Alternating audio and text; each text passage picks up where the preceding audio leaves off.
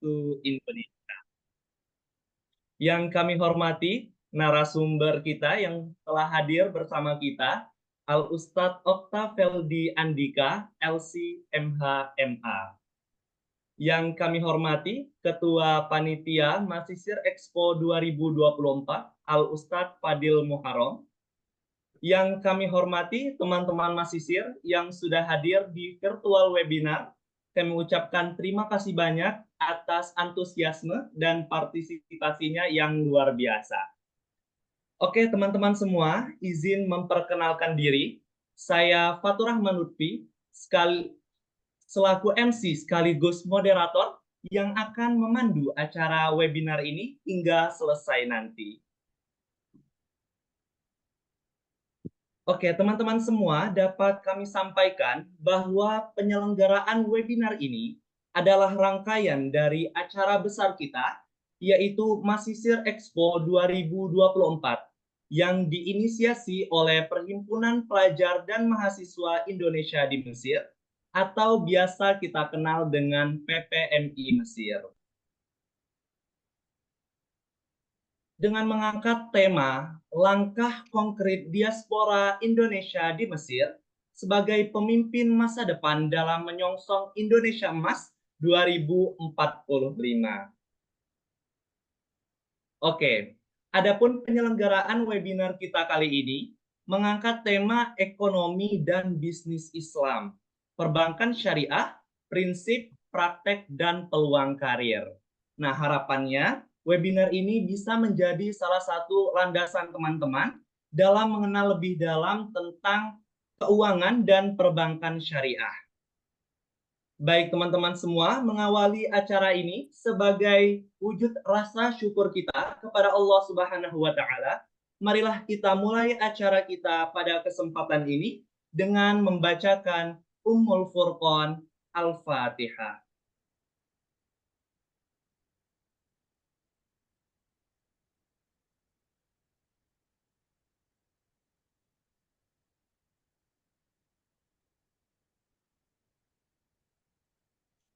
Amin amin ya rabbal alamin. Acara selanjutnya adalah kata sambutan yang akan disampaikan oleh Ustadz Fadil Muharram selaku Ketua Panitia Masisir Expo 2024. Kepada beliau dipersilakan.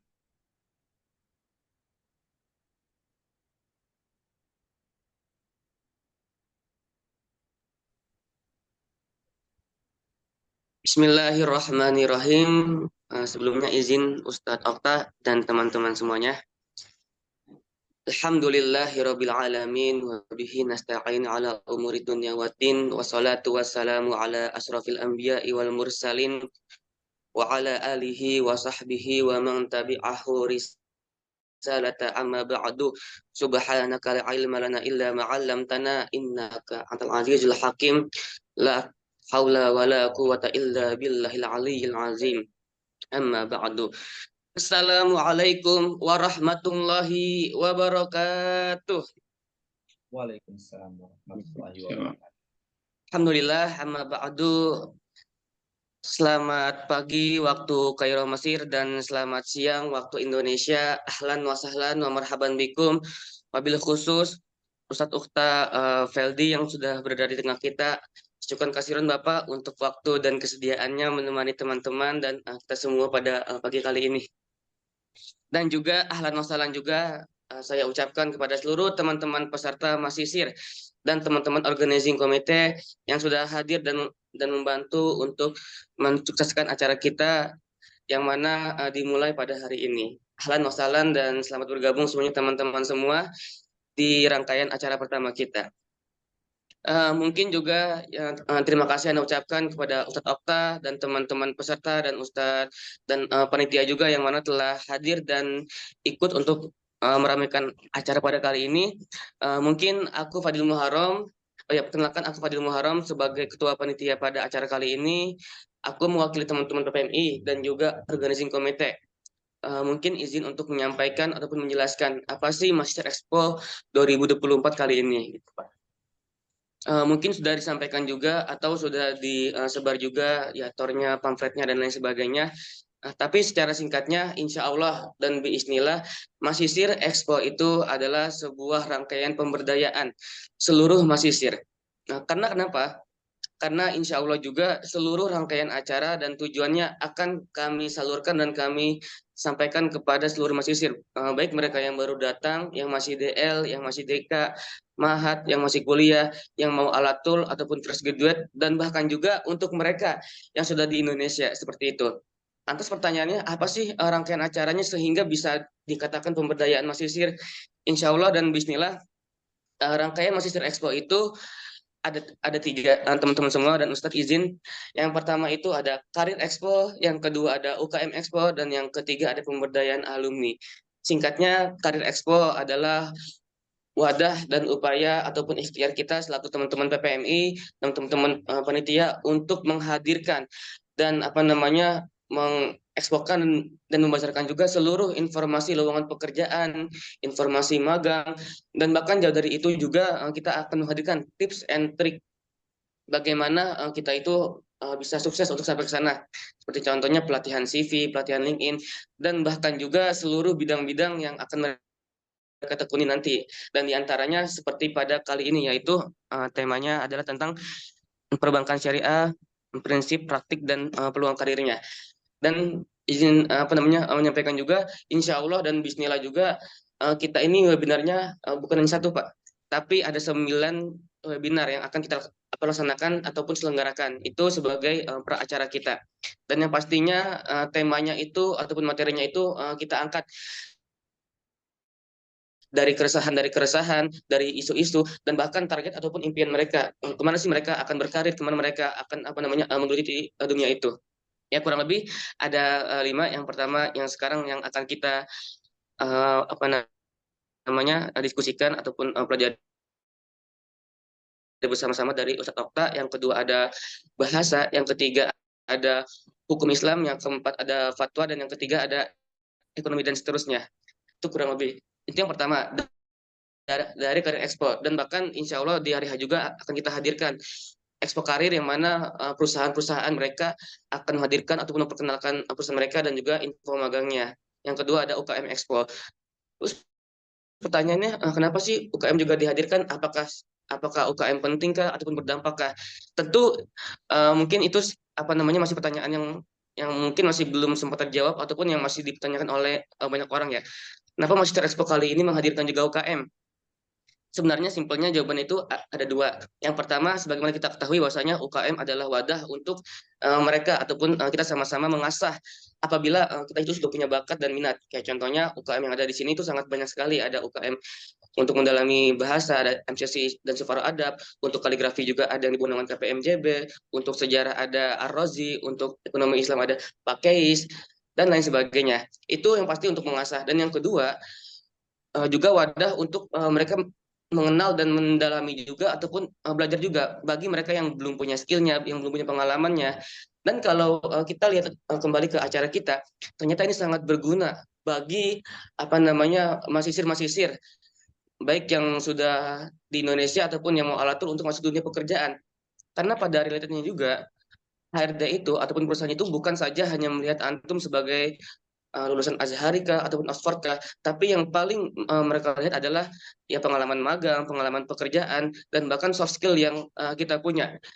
Ya mungkin kita lihat juga keadaan mahasiswa ya mereka masih minim ataupun bahkan nggak ada untuk pekerja atau apa namanya pengalaman magang, pengalaman pekerjaan. Ditambah kalau nauzubillahnya mereka nggak ada soft skill juga. Apa yang akan mereka harapkan dan banggakan gitu kan? Ya mungkin dengan apa kita nanti masuk UKM Expo dan UKM dan kita masuk di sana, ya mungkin kita akan punya sama soft skill baik dalam akuntansi, baik dalam desain grafis dan lain sebagainya. Itu yang kedua. Yang terakhir pemberdayaan alumni. Maksud pemberdayaan alumni adalah insya Allah dan bismillah sudah kita terapkan juga. Artinya kita akan mengundang alumni-alumni yang sudah sukses seperti Ustadz Okta dan lain sebagainya untuk kita sama-sama diskusi, sama-sama belajar, sama-sama sharing tentang bagaimana dan apa sih yang harus kita lakukan agar seperti beliau-beliau ini. Ya mungkin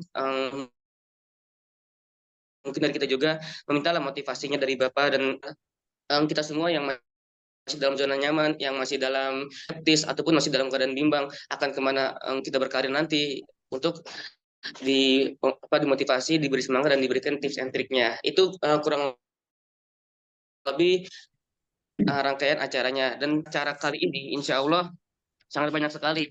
Yang mana yang pertama itu memberikan informasi dan peluang seputar karir ya, kepada seluruh mahasiswa Indonesia yang ada di Mesir, baik mereka yang mau alatul ataupun sudah di Indonesia.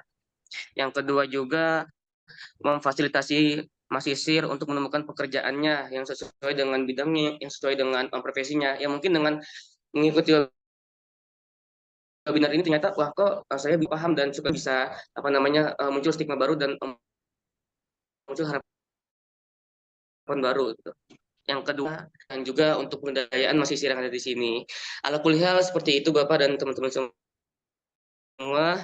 Mungkin terakhir dari Ana, besar harapannya untuk teman-teman semua, untuk teman-teman peserta dan organizing komite, manfaat ini dengan semaksimal mungkin. Itu antum-antum temukan nanti di lain hari dan di seterusnya. Dan juga untuk Okta, sekali lagi Anda ucapkan terima kasih mewakili teman-teman panitia dan TPMI. Besar harapannya Bapak ataupun Ustadz bisa memberikan kami motivasi, pelajaran-pelajaran, tips and trik yang serta semangatnya untuk kita semua. Mungkin Hazaf Ahmad Mini, kalau ada kesalahan mohon dimaafkan. Semangat untuk semuanya.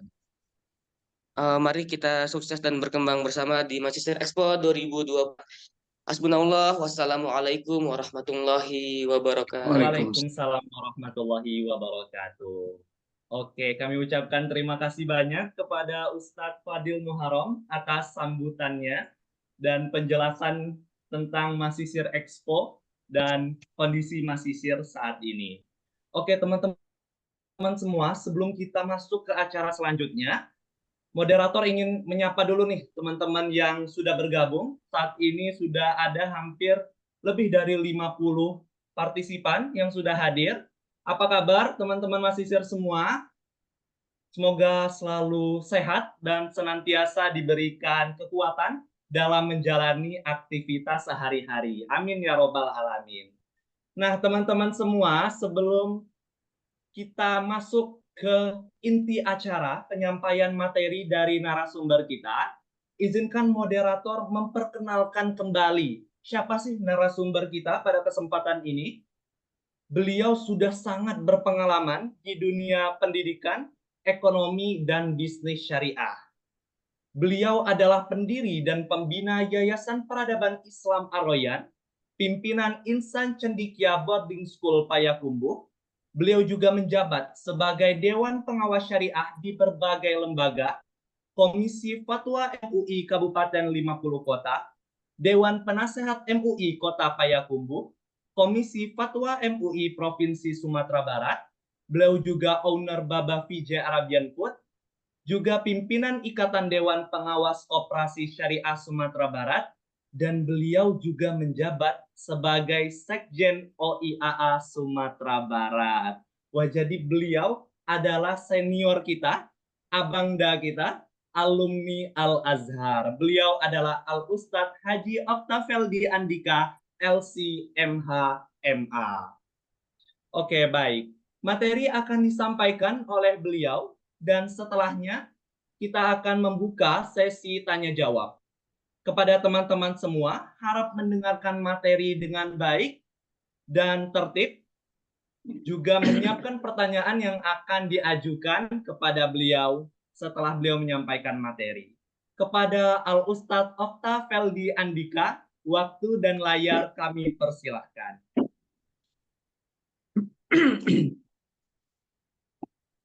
Oke, bismillahirrahmanirrahim. Assalamualaikum warahmatullahi wabarakatuh. Waalaikumsalam warahmatullahi wabarakatuh. Kepada Adinda Fathur Rahman Lutfi sebagai moderator, yang sama-sama kita muliakan Al-Mukarram, ketua kita Muhammad Fadil Muharram ya, kalau nggak salah tadi namanya. Mohon maaf kalau salah. Alhamdulillahirabbil alamin. Alhamdulillah hamdan katsiran thayyiban mubarakan fih. Kama yuhibbu rabbuna wa yarda. Asyhadu an la ilaha illallah wa asyhadu anna Muhammadan abduhu wa rasuluh la nabiyya wa la rasula ba'dah. Terima kasih kepada rekan-rekan, adik-adik sekalian, Masisir, keberadaan atau sungguh sebuah kehormatan bagi saya pribadi hadir di depan adik-adik semua. Sebenarnya kita bukan hanya sekedar diskusi memang, tapi banyak zikroyat yang saya teringat akan sih. Ya, kalau mungkin selama ini ya berkomunikasi dengan murid atau juga merupakan adik-adik ya, bagi saya pribadi dan murid saya juga dari KBAI atau dari CBS yang berada di Mesir, tapi berada di depan adik-adik semua, ini banyak sekali zikrayatnya. Saya masih ingat di KPMJB kami ketika waktu itu sidang MPA, itu sampai lempar-lempar botol itu. Ya, masih ingat tuh. Dan ya di samping kegiatan-kegiatan ini yang digagas oleh adik-adik semua ini, Masya Allah sekali. Di zaman kami dulu di PPMI, saya dulu menjabat sebagai pimpinan MPA juga di Mesir. Yang sedetail ini sepertinya agenda dulu nggak ada kayaknya. Makanya kemarin ketika saya dihubungi oleh Aditya, itu Masya Allah ya, sebenarnya hari ini saya ada agenda, saya ada tablik akbar Gema Muharram, tapi karena memang ini dari adik-adik, saya lebih merasa nyaman berada di tengah-tengah antum semua. Mudah-mudahan insya Allah kita bisa saling mengingatkan, saling memotivasi insya Allah. Langsung saja, kita mungkin lebih banyak berdiskusi ya. Karena memang kalau banyak materi nanti yang unik-unik yang terasa nggak terlalu banyak bisa disampaikan. Sengaja kami memberikan tema peran mesisir dalam ekonomi dan bisnis Islam. Awalnya saya memang ingin menjurus kepada perbankan, tapi nggak apa-apa, kita agak sedikit melebar insya Allah. Ekonomi dan bisnis Islam. Ya, bukan sekedar bisnis, tapi bisnis Islam. Kita mungkin nanti slide-nya bisa ditampilkan ini panitia. Saya agak buat sedikit PowerPoint. Ya, Mesir Al-Azhar University. Kita dari rahim yang sama. Kami tamat 2011-2012 angkatan itu. Kemudian adik-adik sekarang mungkin ada yang alatul atau yang nyambung S2 atau mungkin masih meraba-raba mau kemana. Uniknya, Mesir itu unik. Antum percaya, kalau dulu mungkin semasa kita di Mesir itu bingung mau ngapain, atau mungkin terlena dengan kehidupan di Mesir. Ketika antum pulang, insya Allah kami sangat yakin, karena kami sudah menjalani, melalui, dan melihat kawan-kawan. Itu Mesir itu sebenarnya sedang mencetak generasi-generasi emas. Kita ini karena merasa mungkin hari ini nggak tahu mau ngapain. Yang penting yang harus antum lakukan, belajar, dan apapun skill antum bebas berekspresi selama itu dalam ranah positif. Ya, mau aktif di dunia PPMI silahkan, mau jurnalistik silahkan, mau aktif dalam olahraga, ya nggak ada masalah selama tidak meninggalkan tujuan utama kita di Al-Azhar. Mau ikut sebagai praktisi ekonomi di Mesir, mulai dari hal yang kecil sampai hal yang besar. Ada travel di Mesir, saya masih ingat, mungkin sekarang tetap pasti masih ada. Ada yang kerja di mat'am dan lain sebagainya. Kalau bagi kami pribadi, bagi saya pribadi, itu ada hal yang positif. Jangan minder. Ya, karena kita sedang dibentuk sebenarnya. Kita sedang dibuat oleh Al-Azhar dan Mesir itu menjadi pribadi-pribadi yang nanti ketika terjun ke lapangan, pulang ke Indonesia, dengan sendirinya antum akan terbentuk menjadi orang yang insya Allah sangat dibutuhkan di tengah masyarakat. Ya, kita lanjut, next. Lingkungan di Mesir, kehidupan di Mesir itu sudah sama-sama kita rasakan. Keras, ada dituntut kemandirian di sana, kemudian karakter orang Mesir yang ada kerasnya, kemudian ada kelembutan hati para muhsinin dan lain sebagainya yang kita rasakan. Kita sama-sama pernah mengantri musaadah, tapi musaadah kita berbeda. Kalau kami dulu ngantri musaadah 20 pon itu sudah Masya Allah kali itu. Panas-panas pun insya Allah kita antri. Kalau sekarang 20 pon Itu paling cuma untuk ongkos pergi kuliah sama pulang kuliah saja. Jadi berbeda ini mata uangnya sudah berbeda. Tapi sama, kita sama-sama dibina dengan lingkungan yang keras. Kita harus mandiri. Bagaimanapun kita tinggal serumah dulunya, itu teman-teman cuma bisa mengingatkan saja. Bagaimana kita ke depannya, seperti apa dan mau jadi apa nanti itu memang tergantung kepada diri sendiri. Karakter Mesir itu luar biasa. Mungkin sekarang kita berpikir, kayak kuliah di Mesir itu nggak ada absensinya. Datang ke kampus bebas, mau pakai pakaian apa, mau baju bola pun nggak ada persoalan. Nggak tahu kalau sekarang bagaimana. Ya, ada kawan dulu Senin dia pakai Chelsea, Selasa dia pakai Liverpool, Rabu dia pakai MU, sampai Sabtu itu ada ininya, ada bajunya, luar biasa. Memang seperti itu dulu, ya. Dan kita nggak pernah diabsen. Ternyata itu, di samping kita mungkin mengkritisi Al-Azhar tidak seperti universitas lain, tapi sebenarnya Al-Azhar itu sedang membina seseorang dengan kesadaran. Ya. Sehingga nanti hasilnya apa? Hasilnya itu banyak sekali. Coba di next ya. Sehingga ketika pulang dari Mesir itu, banyak sekali kita lihat kawan-kawan yang dulu mungkin dia sibuk dengan PPMI, bahkan kuliah pun sering ditinggalin. Ini mohon maaf nih ya. Ternyata sampai di Indonesia menjadi politikus, bahkan menjadi bupati dan lain sebagainya. Ada kawan-kawan yang memang terjun dalam dunia pendidikan. Ada kawan-kawan yang terjun dalam dunia dakwah. Ada kawan-kawan yang ke dalam dunia ekonomi bisnis. Ya. Bahkan yang paling mengerikan adalah ada yang pulang jadi Firaun, jadi sampah masyarakat. Ya. Kita buka-bukaan saja. Sekarang masih itu lagi viralnya di Indonesia. Jujur, saya sebagai senior dengan apa yang viral sekarang ya juga merasa tidak nyaman. Ketika yang disorot di Mesir itu adalah hal-hal yang negatif dari adik-adik. Hal-hal seperti ini, kita buat acara seperti ini, Mesir Expo, PPMB Expo, atau mungkin kajian-kajian, ada madrasah-madrasah, ada program tahfiz dan lain sebagainya, itu nggak disorot. Memang nggak akan disorot. Yang disorot itu hanya hal-hal negatifnya saja. Itu sudah pasti. Bagaimanapun kita dikader menjadi seorang ulama, ketika kita bertelaki orang nggak akan lihat. Tapi ketika kita aktif di dunia media sosial, lalu mungkin ada hal-hal negatif di situ atau pergaulan yang sangat bebas di Mesir, itulah yang akan disorot. Ya, maka saya katakan di sini, ya, alumni Mesir ada yang aktif dalam dunia pendidikan, politik, dakwah, ekonomi bisnis, kemudian bahkan ada yang menjadi sampah masyarakat. Coba kita lihat, kita lanjut. Ya. Ada yang aktif dalam dunia pendidikan. Adik-adik bisa lihat, ada di antara abang-abang, senior-senior para ustadz-ustadz kita, yang sukses telah membangun sebuah peradaban melalui membangun sekolah. Di Sumatera Barat ada ICBS. Kemudian sekolah-sekolah lama, pondok-pondok lama itu digerakkan oleh para alumni. Ada Arisalah yang ada di Padang. Di Pekanbaru juga ada IBS.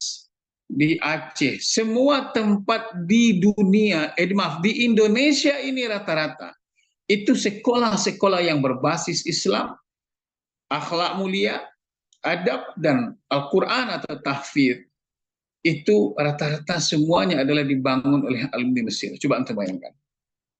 Ya, kadang-kadang lucu ya, kita lihat nih abang ini dulu perasaan di lapangan bola aja terus. Futsalnya, lapangan mini lah, ya. Kemudian sampai di Indonesia, dia nggak terlalu aktif-aktif pula di Mesir, tapi di Indonesia, Masya Allah, sukses membangun sebuah peradaban melalui sekolah. Nah, apa yang melatar belakang? Inilah yang saya bilang di awal tadi adalah karakteristik kita yang dibentuk di Mesir itu. Ada yang membangun tahfiz bermacam-macam. Bahkan ada yang menjadi konsultan pendidikan. Ya, termasuk kami pribadi juga membangun sebuah lembaga pendidikan, ya, SMP, SD, SMA, dan alhamdulillah kalau di CBS sekarang sudah hampir 3.600 santrinya, bahkan Kalau digabungkan semua itu lebih 4.000. Dan begitu juga dengan abang-abang yang lain.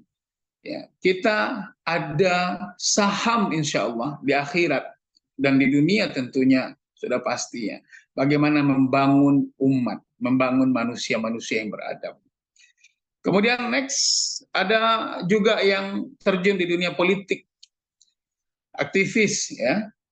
Antum percaya insya Allah ya, ini yang aktif betul di dalam PPMI, BPA, MPA dan lain sebagainya, itu pulang, itu rata-rata saya lihat itu aktivis partai semua. Jadi pejabat di pemerintahan. Ada senior-senior kita yang jadi gubernur, jadi bupati, ya, yang di Indonesia apa namanya sekolah yang terafiliasi kepada apa pejabat-pejabat ini, yang ASN, kita nggak pernah mencicipi dunia itu. Ya, Al-Azhar kan nggak pernah mengajarkan kita berpolitik. Tetapi ketika pulang, kita punya basic itu. Al-Azhar kalau antum kalau pulang menjadi seorang guru biasa taruhlah LC itu nggak menambah kepada dunia pendidikan Indonesia. Kenapa? Karena dia nggak punya akta 4. Ya.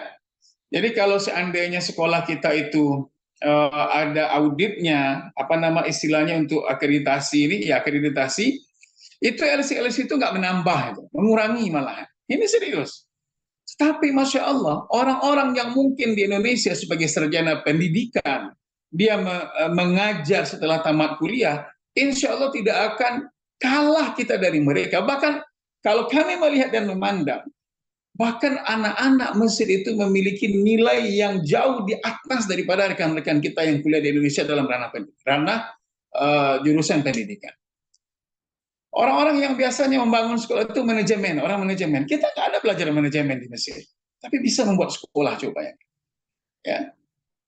Kemudian di perpolitikan, DPR, bupati, wali kota itu jangan ditanya, sangat banyak sekali.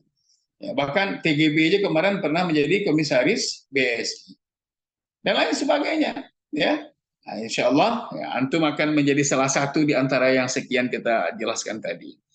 Kemudian next, ada yang aktif di dalam dunia dakwah. Majelis Ulama, MUI, lembaga-lembaga dakwah lainnya, ya, dai, para ya penceramah-penceramah, bahkan mereka-mereka yang selalu mengkaderisasi para ulama-ulama masa depan. Ya, itu juga bagian ya. Kemudian next, masalah bisnis ekonomi, insya Allah ini akan menjadi pembahasan kita yang sedikit mendetail nanti. Ada praktisi ekonomi, ya.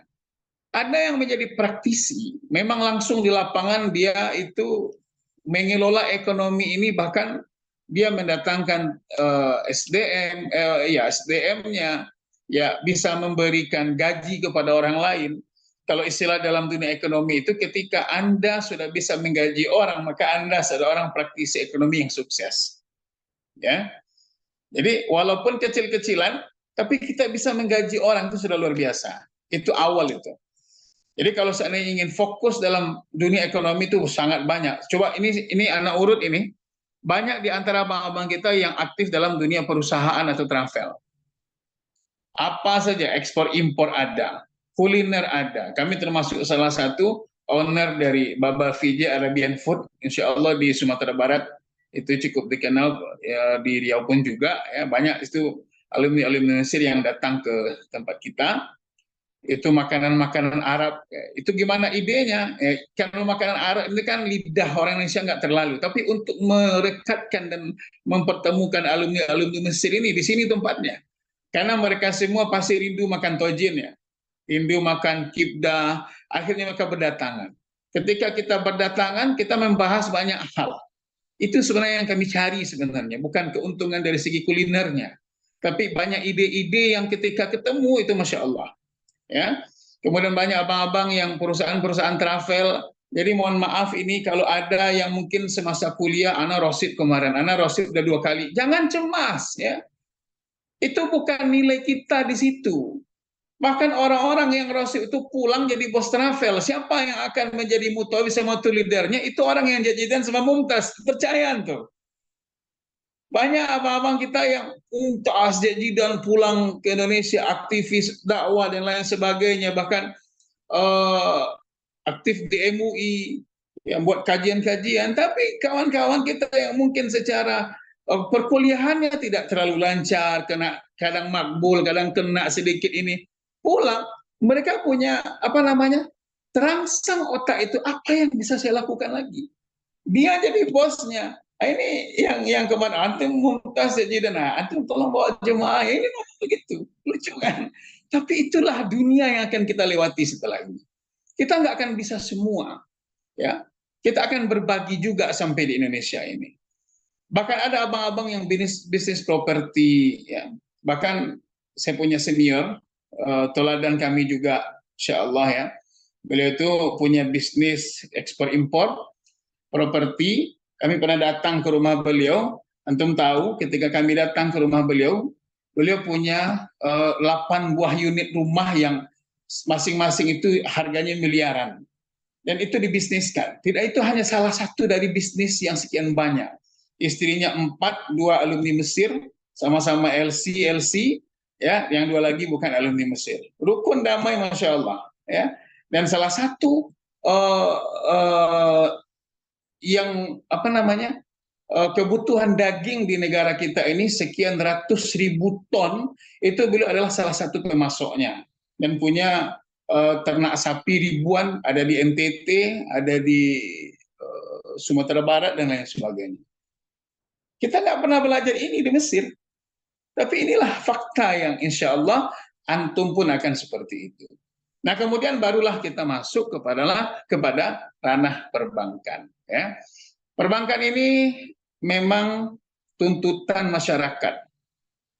Antum pulang, terutama yang jurusan syariah, asal dia jurusan syariah, bahkan tidak hanya jurusan syariah, jurusannya usuluddin, bahasa, lughah, sekalipun dakwah, ya, itu orang nggak mau tahu. Yang penting dia lulusan Mesir, pasti paham tentang ekonomi syariah. Ya pasti begitu. Dan kita tahu, kita apalagi usulin tidak akan mendalami seperti anak syariah mendalami. Sehingga apa? Nah, ada beberapa hal, apapun jurusan antum, yang dibutuhkan bukan jurusan, tetapi kemampuan kita dalam mendalami dan kemampuan kita dalam mengilmui apa saja yang berkaitan dengan ekonomi syariah. Coba kita next, ya. Kita masuk kepada perbankan syariah. Oh ya, maaf, ini tinggal satu nih. Ini berat tadi mau menulis, tapi nggak apa-apa disampaikan juga. Hati-hati adik-adik. Saya berharap sebenarnya memang ada semacam kegiatan yang bisa mengantisipasi hal ini. Tidak 1, 2, bahkan lebih dari 10 alumni Al-Azhar ini yang sampai di Indonesia itu menjadi praktisi LGBT. Ya, saya pernah melakukan survei dengan kawan-kawan. Intinya adalah harus sebanding, ya. Sebanding antara jasmani, rohani kita, olahraga, iya, tahfiz, iya, talaki, iya. Jangan sampai yang ini berlebih, yang ini nggak ada. Jangan sampai begitu. Saya melihat, mohon maaf, ini sekali lagi mohon maaf, ada yang memang di Mesir sibuk dengan tahfiz terus. Bahkan dia punya sanad sekian banyak. Mohon maaf, saya tidak bermaksud menuding siapa-siapa, tapi nggak pernah olahraga. Nggak sebanding energi yang keluar, ya, dengan olahraga apapun dia nggak suka, akhirnya mohon maaf dia terlibat dalam dunia LGBT. Ada yang nggak pernah ruhinya ya dikasih makan, ya. Tidak ada talaki, tidak ada tahfiz, tidak ada belajar ke Azhar, tidak ada ke Ruwa Azhar, ya. Hanya sibuk dengan internet, olahraga, basket, bola. Pulang pun jadi pelaku LGBT. Jadi nauzubillah, ya, ini mungkin bisa kita maklumi bersama. Kita lanjut, kita masuk kepada perbankan syariah. Perbankan syariah itu, ya, kita akan ketika sudah terjun ke dalam, yang akan kita butuhkan di saat itu adalah pemahaman kita tentang apa itu ekonomi syariah atau apa itu perbankan syariah. Saya lupa di Al-Azhar di tingkat 2, tingkat 3, ya, kalau nggak salah, ya, kita belajar tentang qadaya mu'asirah yang berkaitan dengan akad-akad syariah dan lain sebagainya. Ketika dulu antum atau sekarang antum belajar ijarah, belajar murabahah, belajar mudharabah, Tidak ada alasan kalau memang ingin aktif di dalam perbankan syariah, tidak ada alasan untuk tidak paham. Tidak ada alasan untuk tidak mengerti. Pulang harus paham. Pulang harus mengerti. Ini modal awal. Bahkan saya kemarin sempat sampaikan kepada kawan, antum kalau pulang, tolong pahami betul-betul bagaimana prinsip-prinsip syariah, akad-akad syariah, dan lain sebagainya. Kenapa? Kalau antum ingin terjun ke dalam dunia ini, orang tidak ini, mau usuluddin pun dia nggak ada persoalan, yang penting dia paham. Ya, saya ada di dua bank, itu salah satu memang bukan alumni Al-Azhar, tapi beliau itu sampai privat waktu itu dengan kami, karena beliau adalah salah seorang tokoh di MUI dan orang yang dituakan di daerah kami, ya.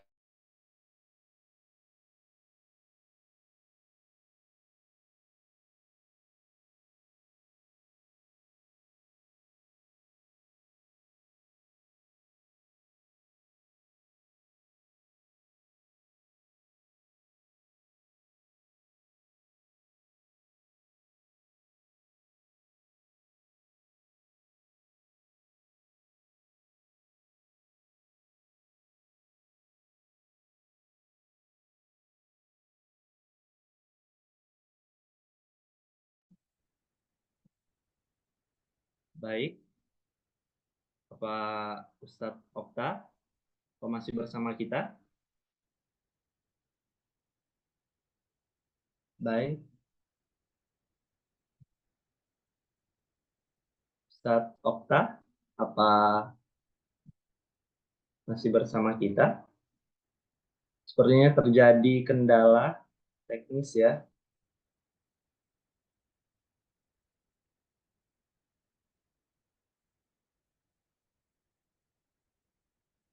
Baik, Pak sudah kembali bergabung, Ustadz Okta?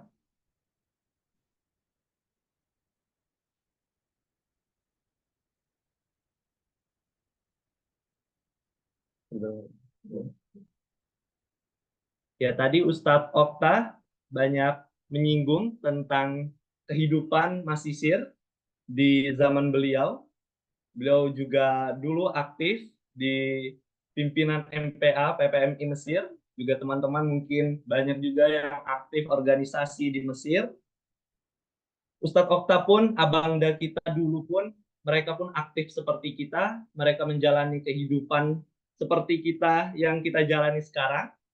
Dan beliau sempat meng-highlight satu kalimat, apapun yang kita lakukan di Mesir, selama itu positif, baik itu kita buka bisnis, baik itu di travel, matam, atau kita ikut organisasi, atau kita talaki, atau kita ikut seminar ini, webinar itu, jangan minder, karena kita sedang dibentuk oleh Al-Azhar untuk menjadi pribadi-pribadi yang siap menghadapi tantangan untuk mengisi kehidupan umat Islam di masa selanjutnya. Dan ketika kita pulang, kita pun akan sangat dibutuhkan oleh masyarakat. Tidak peduli apakah jurusan kita dulu adalah usuluddin atau kita syariah Islamiyah, masyarakat tidak mau tahu itu ketika mendengar tentang alumni Al-Azhar yang mereka pikirkan adalah alumni Al-Azhar, paham tentang seluk-beluk syariah, alumni Al-Azhar beradab baik, alumni Al-Azhar paham akan pertanyaan-pertanyaan yang mungkin akan diajukan oleh masyarakat tentang hukum fikih, hukum ibadah, dan sebagainya. Jadi tantangan kita ke depan berat, tapi jangan khawatir, kata Ustadz Okta, kita akan bisa dengan berkah Al-Azhar, kita akan bisa mengisi lini-lini yang sudah disiapkan oleh masyarakat nanti. Alumni Al-Azhar sekarang tersebar di berbagai lini lapisan masyarakat. Tadi Ustadz Okta juga menyampaikan bahwa ada dari abang-abang kita yang aktif di DPR RI, menjadi gubernur, juga bupati, ada juga yang membangun sekolah-sekolah, bahkan beliau sampaikan tadi, hampir dari sekolah-sekolah Islam yang ada di Indonesia, itu salah satu pendirinya atau pengurusnya adalah alumni Al-Azhar. Begitu bangganya kita ketika abang-abang kita menceritakan hal-hal yang sudah beliau lakukan ketika pasca lulus, dan insya Allah kita akan menjadi penerus mereka semuanya. Oke, baik. Apakah Ustadz Okta sudah hadir bersama kita?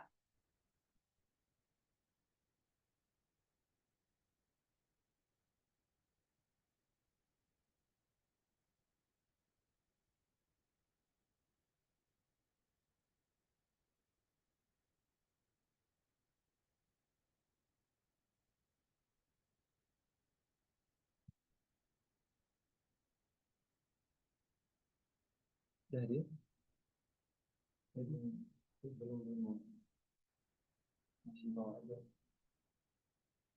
Ya, kita masih mencoba menghubungi Ustadz Okta kembali.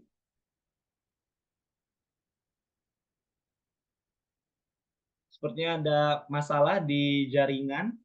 Kita masih mencoba menghubungi kembali Ustadz Okta.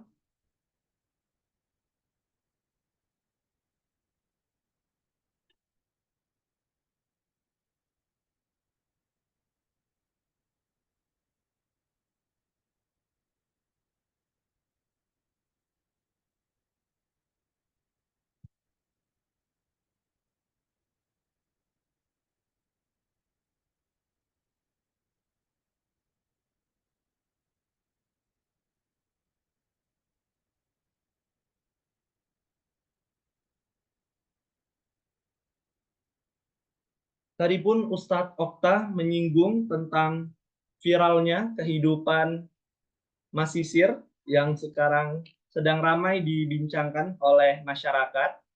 Juga tadi kita agak sedikit kaget tentang fakta yang beliau sampaikan. Ada beberapa oknum dari orang-orang yang pernah bersinggungan dengan dunia Al-Azhar dan Masisir yang menjadi aktivis dari LGBT. Sudah hadir bersama kita Ustadz Okta Feldiandika. Silakan Ustadz. Ya Allah, mohon maaf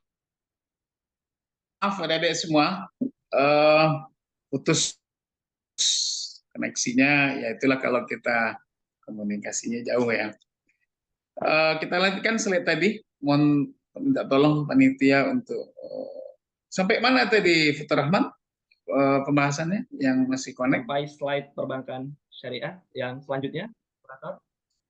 Oke. Ya, next, kita langsung next lanjut.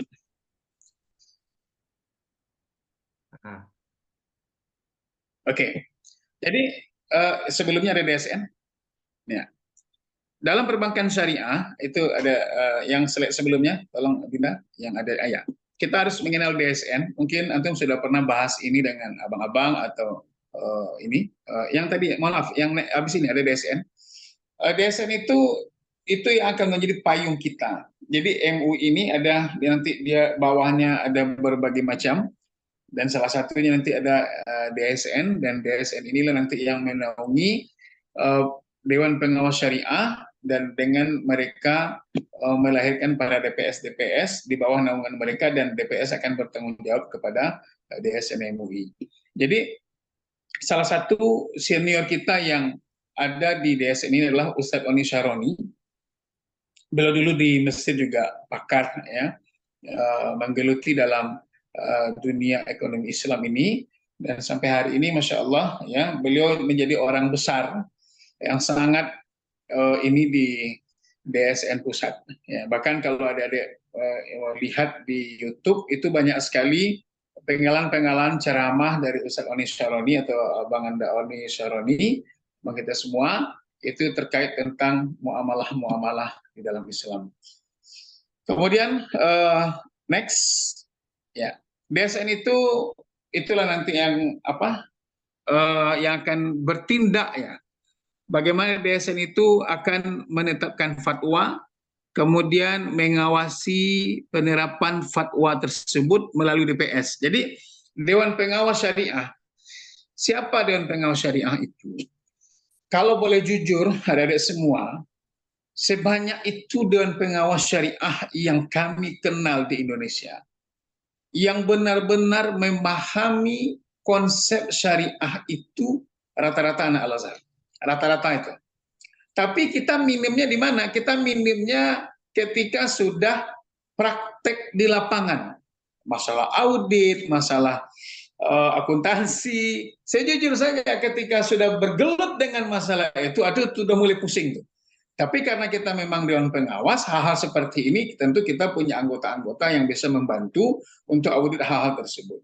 Intinya, di sini nih intinya nih, bagaimana fungsi Dewan Pengawas kita ini, insya Allah yang alumni-alumni syariah atau yang paham tentang mekanisme dan akad-akad syariah, pulang ke Indonesia, ketika antum memiliki modal pemahaman itu pasti dicari.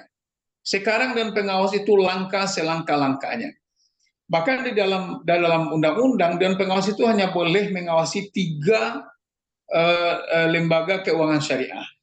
Tapi saking tidak adanya Dewan Pengawas itu lagi, mungkin ada alumni Azhar yang pulang kemudian dia berjurusan syariah, tapi mohon maaf tidak memahami konsep ini dengan betul, tidak terpakai juga. Ya, akhirnya satu Dewan Pengawas, akhirnya mereka mengawasi 4, mengawasi 5. Kami, saya pribadi itu mengawasi 2 bank, kemudian 1 koperasi, 2 bank, 2 koperasi, 1 hotel, 5. Itu secara undang-undang nggak boleh. Tapi mau gimana lagi, nggak ada yang lain permasalahannya. Itu dia masalahnya, nggak ada yang lain. Makanya sangat dibutuhkan keberadaan adik-adik yang hari ini di Mesir, dimanapun antum, ketika pulang dan ada ilmunya, insya Allah pasti antum dicari. Ya, bukan antum yang menjadi, antum akan dicari nanti.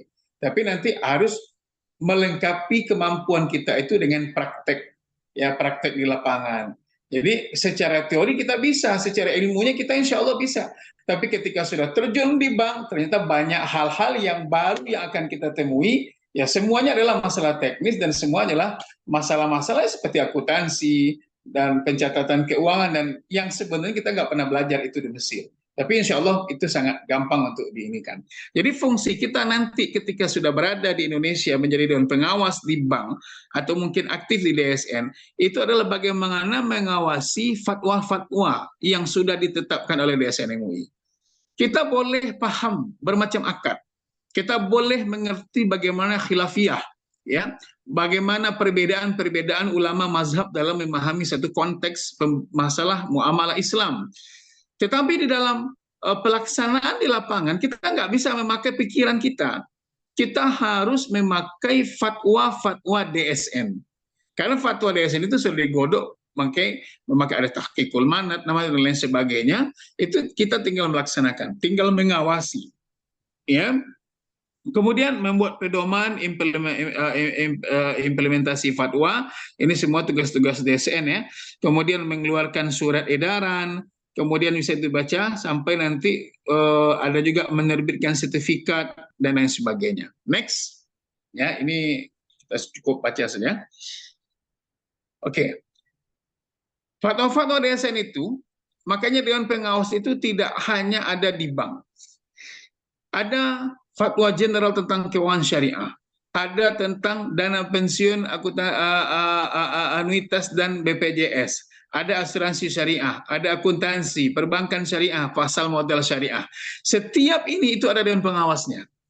Ya, setiap itu ada Dewan Pengawas. Coba bayangkan, bukan hanya perbankan. Coba hotel aja sekarang untuk menjadi hotel syariah itu harus ada Dewan Pengawasnya.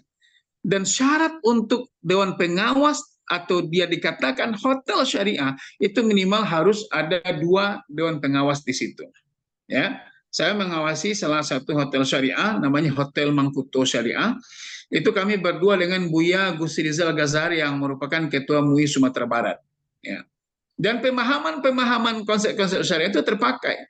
Ya seperti ijarah dan lain sebagainya. Dan tidak hanya itu, bahkan apa-apa yang dipakai yang bagian-bagian bahkan seperti sabun cuci itu semuanya ada.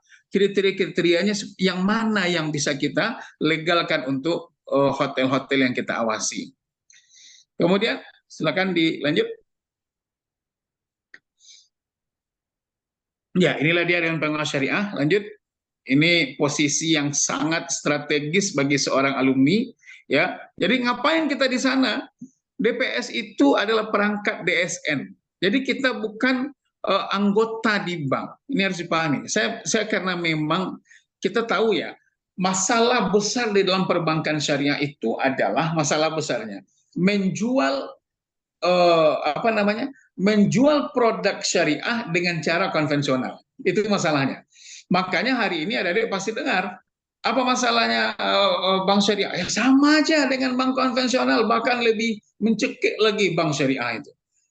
Ini pemahaman yang seperti ini, kenapa muncul di tengah masyarakat? Bukan salah masyarakat, tetapi praktisi perbankan syariah itu sendiri yang salah.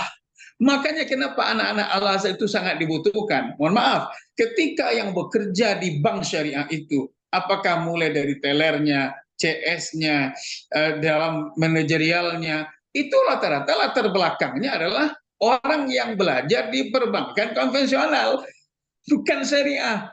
Mereka tuh hijrah dari konven ke syariah. Latar belakang mereka ketika kuliah itu bukan ilmu syariah, tapi ilmu konven yang mereka pelajari. Sehingga ketika mereka hijrah hanya ganti casing. Nah, itulah tugas kita. Bagaimana kita memang memberikan pemahaman, ya, memberikan sentuhan-sentuhan perlahan kepada mereka. Jadi kita ini jadi pendidik juga di dalam bank itu, supaya mereka memiliki pemahaman tentang syariah yang betul itu seperti apa. Itu butuh proses, adik-adik semua. Ya, tidak semudah membalikkan telapak tangan. Antum tahu mereka ada, saya pernah audit itu, saya datang, jadi kami sudah konversi ya, jadi BPRS ya, istilah syariah, tetapi konsepnya masih pakai konsep lama.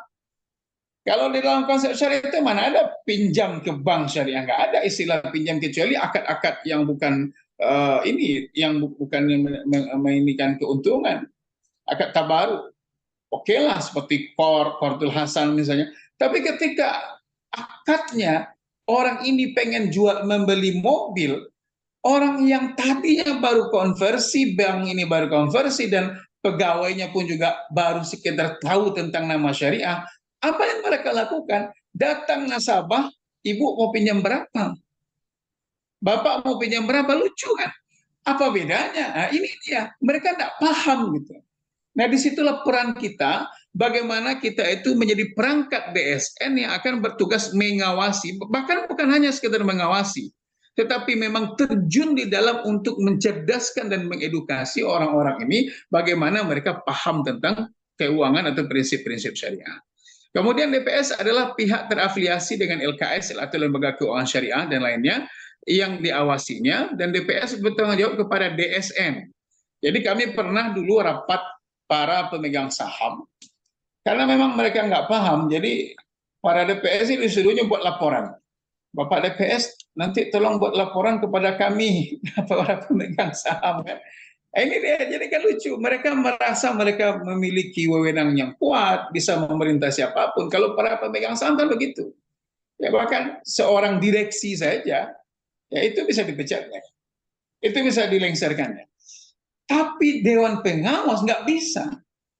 Dewan Pengawas tidak bagian atau tidak menjadi bawahan dari mereka. Kita hanya bertanggung jawab kepada DSN. Nggak bisa mau buat laporan apa. Mereka yang kita tegur. Ya, jadi sehingga kadang-kadang bersama dengan para pemegang saham itu jadi ujian juga bagi kita DPS. Kenapa? Para pemegang saham yang mereka pikirkan tahu, yang mereka pikirkan adalah bagaimana komisinya masuk lebih besar. Bahkan pernah ada anggapan dulu ketika awal-awal kami menjadi dewan pengawas, ini kok ketika hijrah malah rugi gitu. Jadi, ini dia. Jadi, Masya Allah ya, itu perjuangannya. Perjuangan ketika kita sudah balik ke Indonesia ini, bahkan jujur kalau ada yang sudah bisa memahami konsep-konsep syariah ini, pulang saja lah, nggak usah lanjut S2. Serius. Ya, antum dibutuhkan di sini daripada antum lanjut di sana. Ketika antum sudah di sini, antum bisa lanjut. Antum pegang 1, 2, 3 lembaga keuangan, sudah mulai jalan dengan baik, tinggal mantau-mantau dari jauh, antum silakan lanjut S2 mau kemana, mau ke Malaysia, mau ke Mesir, silakan, ada persoalan. Tapi kalau memang sudah paham, pulang, dan bagusnya antum memang betul-betul aktif di Indonesia atau di kampung halaman ini yang berkaitan dengan perbankan syariah. Next.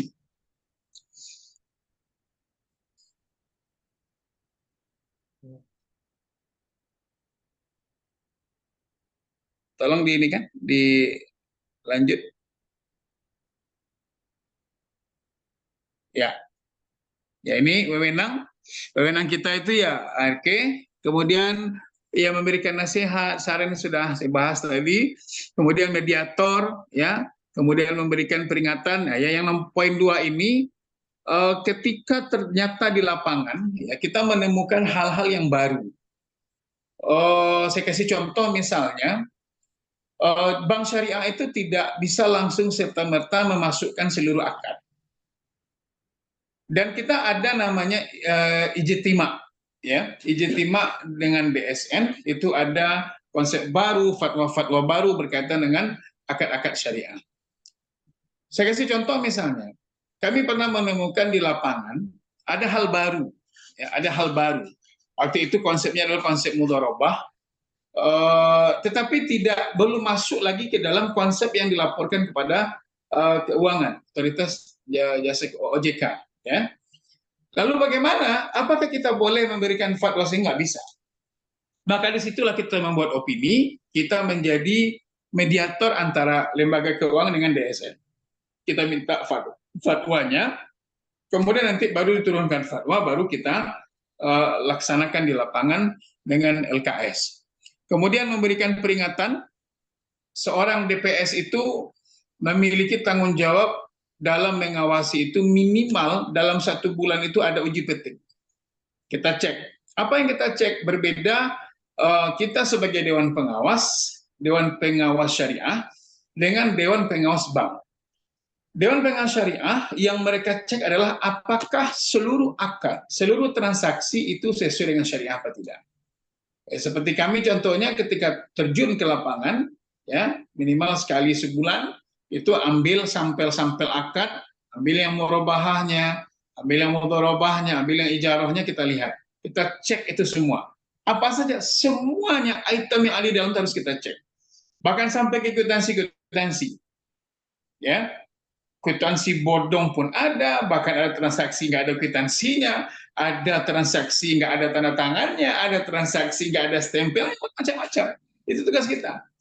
Ada transaksi ketika dia yang dijalankan adalah murabahah, tapi mereka pakai akad ijarah, atau sebaliknya, mereka pakai akad ijarah, tetapi harusnya ijarah, tapi mereka pakai murabahah.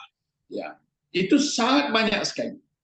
Ya, jadi bahkan ada yang akal-akalan, ada juga nasabah kita yang akal-akalan. Tapi adik-adik semua, yang paling penting di dalam hal ini adalah memang bagaimana kita memahami dan bagaimana kita mengajarkan.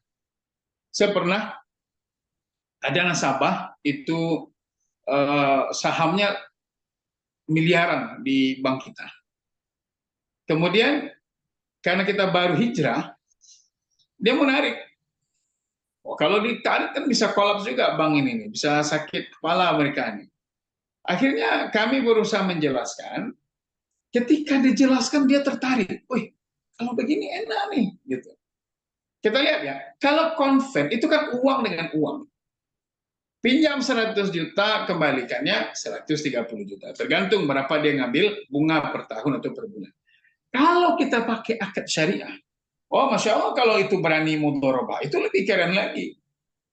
Mungkin kalau segi murabahah dapat marginnya sekian, tapi kalau mudharabah, yang mana pembagian hasilnya itu tidak akan sama setiap bulan tergantung keuntungan, selama masih kita bisa memantau dan lain sebagainya, itu lebih besar keuntungan bank. Jadi ada semua, insya Allah ya, ketika sekali lagi Anda katakan, antum paham dengan konsep dan antum harus bisa mengertikan atau memahamkan orang lain terhadap konsep itu sendiri. Kemudian bagaimana kita menegur? Boleh tegur dengan lisan, tegur dengan tulisan. Intinya gini, satu sisi Dewan Pengawas itu dia orang baru di bank, tapi dia punya kekuatan yang nggak bisa dilawan. Gitu. Ya, kenapa? Karena kalau konsep yang dipakai itu salah, kemudian diaudit, itu banknya bisa kena. Macam-macam hukumannya. Dan dengan pengawasan juga bisa kena. Kan? Tentu kita nggak mau kena, sama-sama menjaga. Nah itulah kita akan mengawasi proses berjalannya bank ini sesuai dengan akad-akad atau syariah yang memang sudah dijelaskan oleh DSN dalam fatwa. Next. Oke, mekanisme rekomendasi. Jadi di sini mengajukan permohonan rekomendasi calon DPS. Siapa calonnya? Tentu yang memiliki pemahaman yang bagus. Kemudian pengajuan calon DPS itu oleh LKS itu kepada MUI. Jadi kami dulu ketika diminta jadi Dewan Pengawas, ketika itu ada pelatihan di Sumatera Barat yang dilakukan oleh DSN. Ada sekitar 60 peserta, tapi yang lulus awalnya murni cuma 7 orang ya. Lalu yang 7 orang inilah yang akhirnya ada yang memang stagnan di Dewan Pengawas Koperasi, ada 2-3 orang yang memang naik tingkat kepada pengawasan bank. Kami waktu itu lalu diminta kesediaan, lalu bank ini meminta rekomendasi ke MUI. Lalu nanti dari MUI kemudian ada pengantarnya calon DPS ini ke kantor pusat di Jakarta, kemudian kita akan diuji ya. Kalau lulus kita akan mendapatkan sertifikat atau yang yang lisensi terhadap itu, dan itu bisa dipakai dalam 3 tahun. 3 tahun di-upgrade, 3 tahun di-upgrade. Next.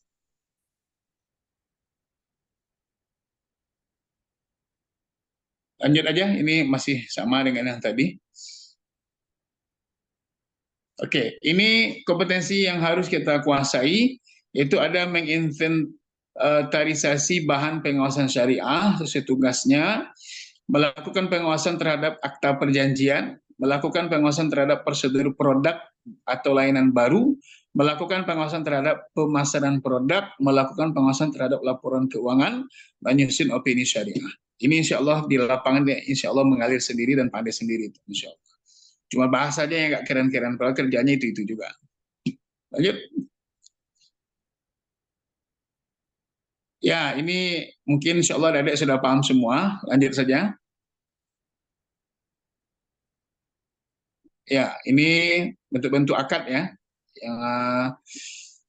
Yang ada natural certain contract, kemudian ada yang satu lagi yang kita lihat selama ini di perbankan yang dipakai itu akad jual beli atau murabahah ya. Murabahah ada, salam ada, istisna ada, sarf ada. Kalau kita lihat, kalau di bank itu nggak berani dia untuk memasukkan akadnya 1, 2, 3, enggak. Paling kalau di bank itu berani memasukkan murabahah, kemudian kalau untuk konsumtif itu baru murabahah dan ijarah. Tapi hebatnya di koperasi itu bisa masuk semua.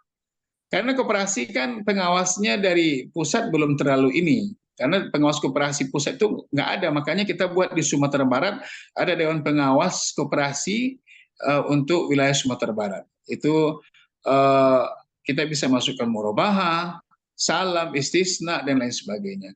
Bahkan itu keuntungannya lebih besar dari bank. Kalau seandainya itu kita dimasukkan.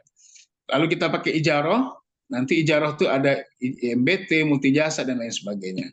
Kemudian dalam kerjasama kita pakai musyarakah, mudharabah, tentu adik sudah tahu mana yang musyarakah, mana yang mudharabah, mana yang memang kerjasama, mana yang satu lagi prinsipnya sahibul mal dengan mudharib, ya itu untuk mudharabah, dan juga ada kerjasama dalam lahan pertanian, ada namanya muzara'ah, mukhabarah, dan musabah. Lanjut. Ya, ini akad tabaruk yang ya non profit ya. Pilihan jasa seperti wakalah, wadiah, ariyah. Itu makanya kalau nabung di bank, ya yang kita audit biasanya yang kita lihat itu wadiah. Wadiah itu kan ada wadiah bi amanah, wadiah bi domanah, dan lain sebagainya. Kemudian juga orang yang minjam, ini salah satu dakwah kita.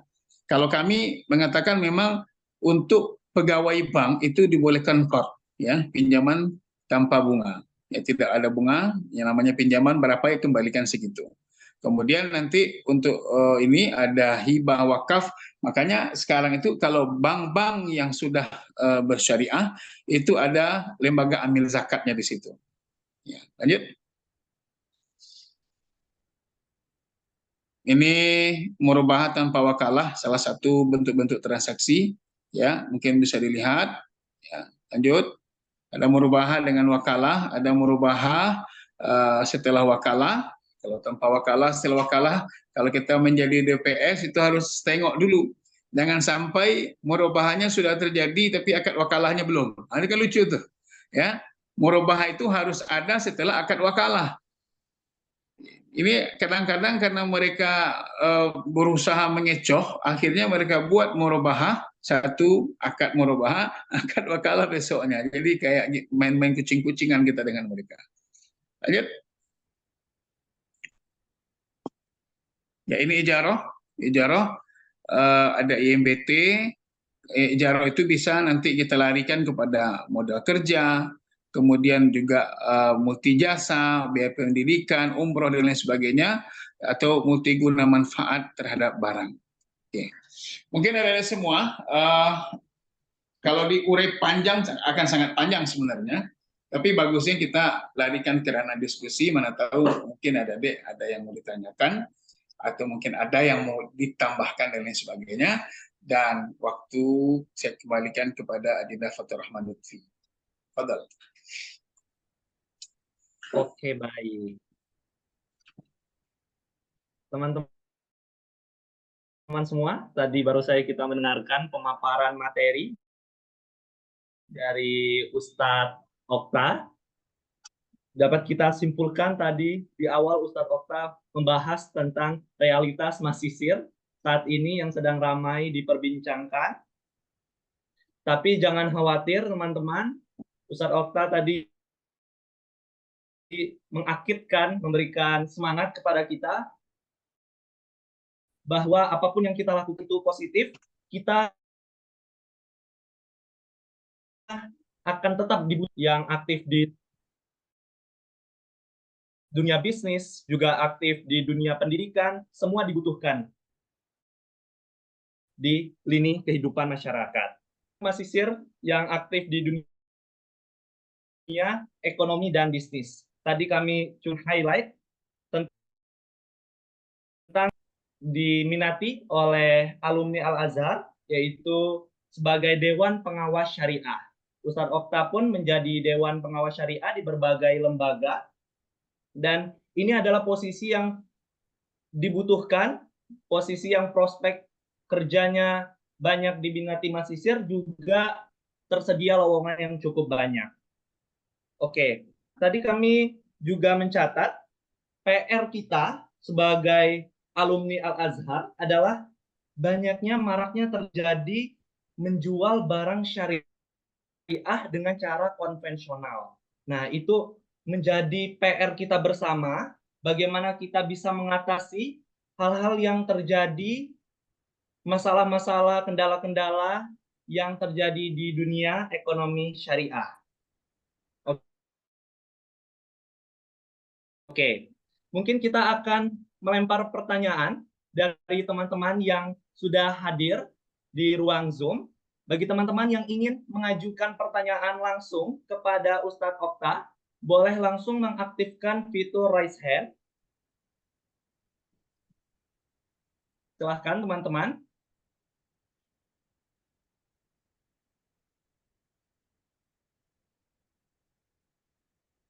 Oke, ada Ustadz Muhammad Iqmal. Boleh diaktifkan mikrofonnya. Baik. Silakan memperkenalkan diri. Apakah suara bisa didengar? Ya, insya Allah jelas ya. Jelas, insya Allah. Baik. Bismillahirrahmanirrahim. Assalamualaikum warahmatullahi wabarakatuh. Waalaikumsalam warahmatullahi wabarakatuh. Oke, perkenalkan nama saya Muhammad Iqmal In'amullah. Bisa antum panggil dengan sebutan Iqmal. Kebetulan saya di sini sudah menyelesaikan studi S1, tinggal menunggu nilai ya, semoga hasilnya najah, amin. Amin, insya Allah. Dan kebetulan juga tergabung dalam salah satu wadah diskusi kalam yang ada di lingkungan Masisir, yaitu PAKEIS di bawah naungan IJMI. Di sini kami ingin menanyakan satu hal terkait fatwa DSN MUI. Dari sependek yang pernah kami baca dan juga kami pelajari, bahkan menjadikan itu sebagai objek kajian kami, beberapa fatwa DSN itu memiliki beberapa, kalau bisa kita sebut, memiliki beberapa kejanggalan, terutama kejanggalan dari kacamata syariat yang bersumber dari kitab-kitab turuf yang kami pelajari selama berada di Mesir ini.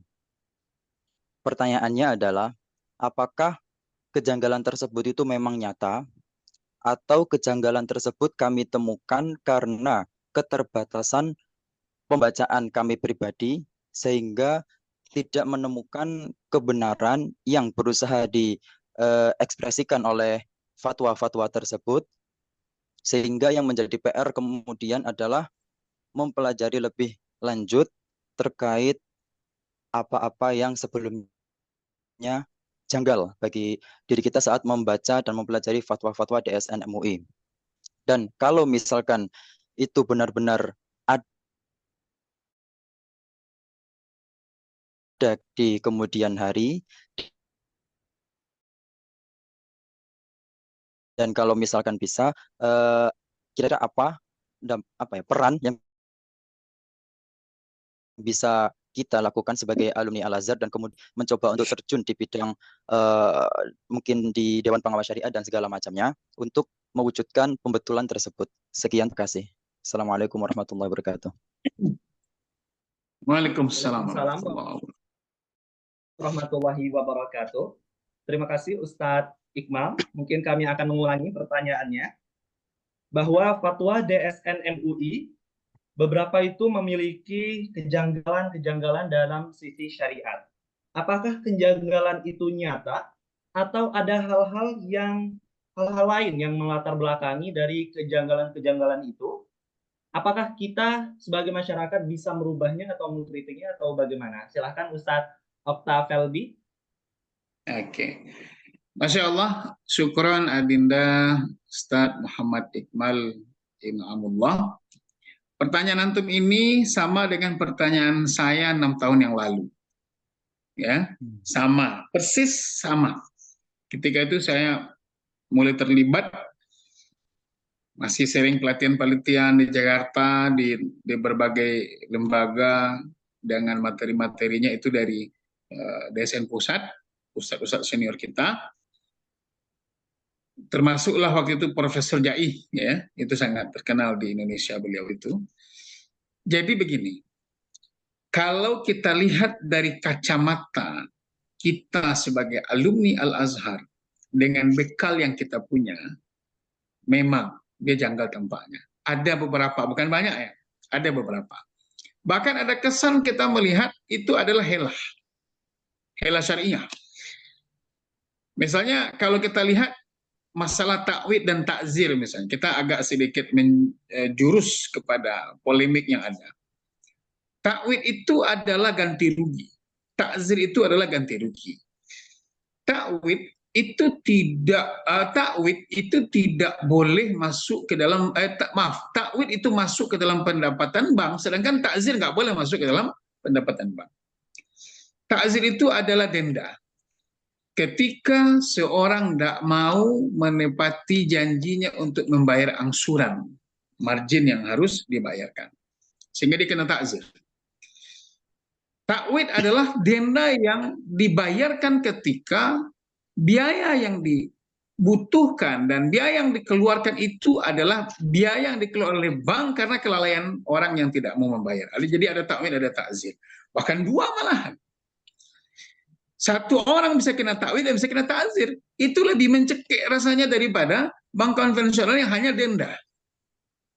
Itu kan aneh tuh. Dia bisa kena denda takzir, dan dia bisa kita takwil. Dan seakan-akan kita hanya melegalitaskan denda yang ada di bank konvensional, sehingga ketika dia berada di bank syariah, namanya menjadi takzir, takwil. Nah, kita kembalikan dia kepada kacamata kita yang belajar di Al-Azhar, kita satu atap, dan rasanya saya tengok mukorornya kita masih sama dari dulu sampai sekarang. Belum ada perubahan mukoror. Sama, pertanyaan yang Iqmal sampaikan itu, juga saya sampaikan dulu kepada Profesor Jai. Dia ketawa, dia bilang begini, Anda harus baca lagi buku itu lebih banyak. Dia bilang kepada saya waktu itu begitu.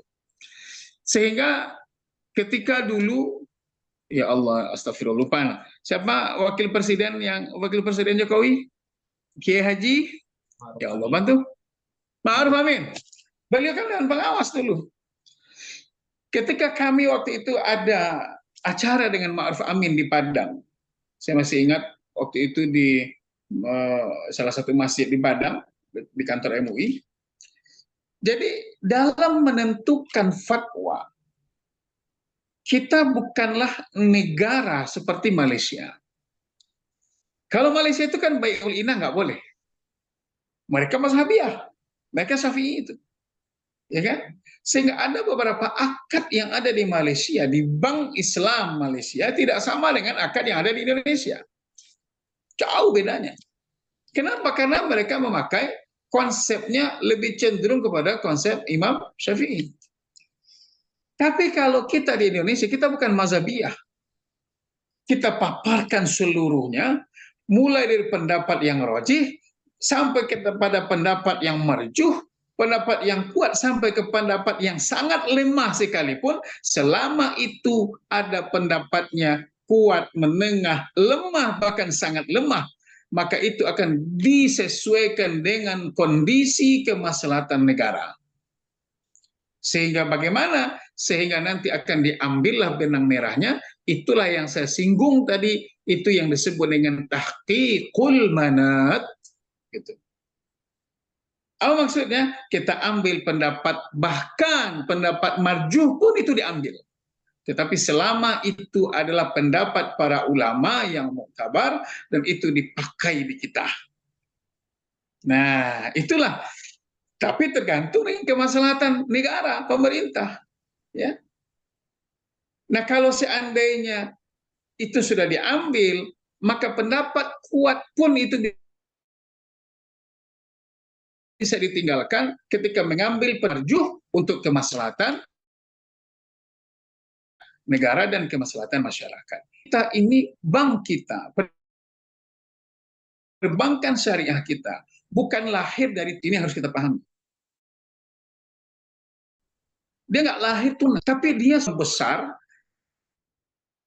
yang harus dirubah gitu. Memang, makanya disitulah muncul kaidah-kaidah fikih di dalam menetapkan fatwa yang sebenarnya itu sudah dengan kajian yang sangat mendalam. Ya, insya Allah. Jadi memang kalau Adinda Iqmal mengatakan ada tampak kejanggalan, betul, memang iya. Itu iya tuh. Bahkan seakan-akan itu hanya sekedar legalitas. Ketika kita kasih uang kepada nasabah, lalu nasabah beli barang dia kepada supplier, pihak ketiga, lalu dia mengatasnamakan bank, kan itu akad wakalah begitu. Nanti sudah selesai, baru dia datang ke bank, lalu kita lakukan akad murabahah. Kan seakan-akan helah. Tetapi kita lihat juga apakah bank punya SDM yang cukup atau mumpuni untuk sampai terjun ke lapangan beli barang setiap hari begini? Nggak bisa. Mereka punya keterbatasan. Ditambah pegawainya. Dari mana ada penggajian pertimbangan sehingga pendapat marjuh sekalipun itu dipakai di dalam fatwa Allah. Oke, Ustadz Iqmal, apakah sudah cukup terjawab ya pertanyaannya? Oke, sudah terjawab ya. Kita lempar lagi pertanyaan kepada teman-teman yang ingin bertanya. Silahkan mengaktifkan fitur raise hand atau mengangkat tangannya.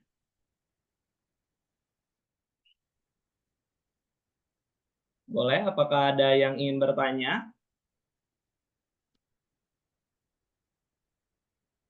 Oke, sudah masuk pertanyaan secara online dari teman-teman. Ya, Ustadz, izin membacakan pertanyaannya. Seperti yang kita ketahui bahwa terdapat perbedaan mendasar dalam bank konvensional dan bank syariah. Tetapi realitasnya di masyarakat ternyata ada anggapan bahwa bank syariah itu hanya bank konvensional yang diarabkan. Seperti misalnya contoh di bank konvensional ada istilah denda ketika terlambat membayar suatu pinjaman. Di bank syariah kita menyebutnya gharamatut takhir. Itu hanya sebatas istilah yang diarabkan. Gharamah pun denda artinya dalam bahasa Indonesia. Nah, kejanggalan-kejanggalan atau hal-hal yang tidak sesuai dengan prinsip syariah ini terus berulang di bank-bank syariah kita. Apakah ini terjadi secara tidak sengaja atau memang ada skema yang melatar belakangi hal ini terjadi, dan bagaimana posisi Dewan Pengawas Syariah di lembaga tersebut, khususnya dalam hal ini bank syariah? Mungkin seperti itu pertanyaan Ustadz. Masya Allah ya, pertanyaan itu bagus-bagus ini. Ya, pertama ketika orang memahami bank syariah itu hanyalah sebuah plesetan atau penggantian nama semata. Kenapa itu muncul? Karena ketidakpahaman, itu pertama. Siapa yang tidak paham? Masyarakat, bahkan pelaksana di perbankan syariah. Banyak yang tidak paham. Yang kedua, kenapa muncul statement yang seperti itu? Karena itu tadi yang Anda bahas di awal. Ketika menjual produk syariah dengan cara konvensional. Ya, sehingga bank syariah itu bedanya apa sama bank konvensional? Iya, karyawannya pakai jilbab. Kalau masuk pakai assalamualaikum, ya kan? Akhirnya ada statement begitu. Nah, salah nggak? Salah. Siapa yang salah? Kalau masyarakat salah, karena memang orang yang harus memahamkan kepada masyarakat nggak paham. Nah, disitulah fungsinya Dewan Pengawas. Tapi kalau kita, seorang yang merupakan praktik di dalam ilmu syariah atau ekonomi syariah, itu saya berharap tolong betul-betul dipelajari kembali. Jadi istilah denda di dalam perbankan itu cuma dua. Kalau gharama itu mungkin istilah ditambah terakhir itu. Denda itu cuma dua. Satu takwid, yang satu lagi takzir. Oke, saya jelaskan. Ketika kita di perbankan syariah, itu denda. Terlambat bayar sekian. Satu hari dendanya sekian. Hadis tentang denda ini, takzir dulu. Orang yang zalim, ya, dia punya kemampuan membayar, tapi nggak mau dibayar, nggak mau bayar, ditunda. Secara syariat boleh nggak dihukum orang itu?